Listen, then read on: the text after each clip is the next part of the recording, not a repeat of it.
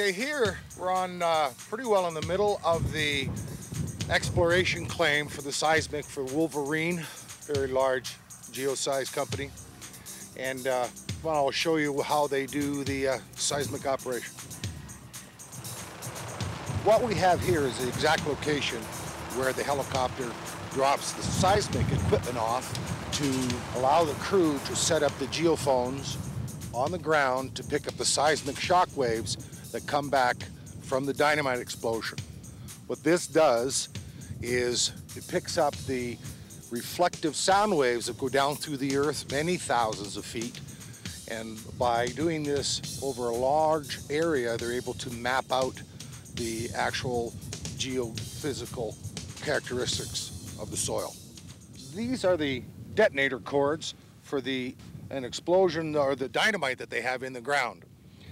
Once the drillers come in, put the hole, they put the dynamite in, and they get ready to shoot a large explosion. Probably about 5 pounds of dynamite is what they use to create the shock waves and the sound waves to go down through the earth.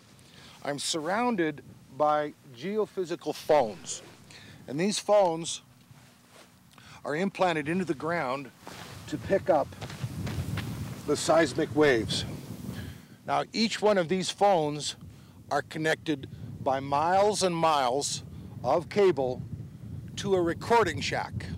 And the recording shack gathers all the data to be overlaid over multiple computer programs to give them their underground mapping. And by this method, we'll determine where they put an oil rig to drill for oil or natural gas. Then that's where our part comes in.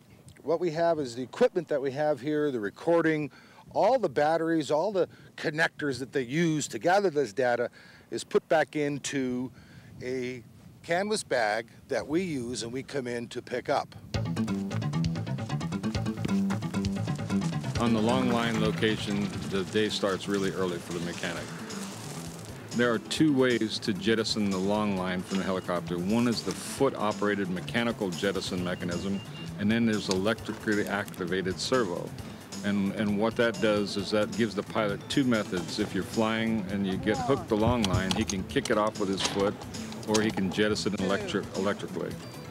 After the 2 checks have been done on the belly, the mechanic will go to the long line and check all the cables that go out to the long line.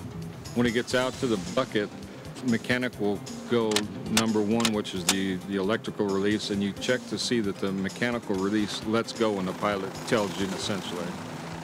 The mechanic's job is just as important as the pilot's job. It's the most dangerous work we do with helicopters.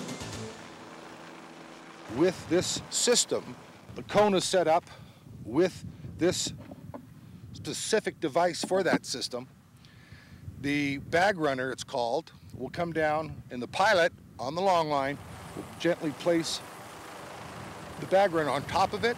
It automatically grabs that and then lifts the cone up, and we're able to return this bag back to the service area. And once it gets to the service area, that is where they replenish the bags with new equipment, new batteries, and troubleshoot. And once they have replenished that bag, we are now able to fly it back out to the field for the line. Yesterday we flew about 7.5 flight hours distributing and picking up these bags.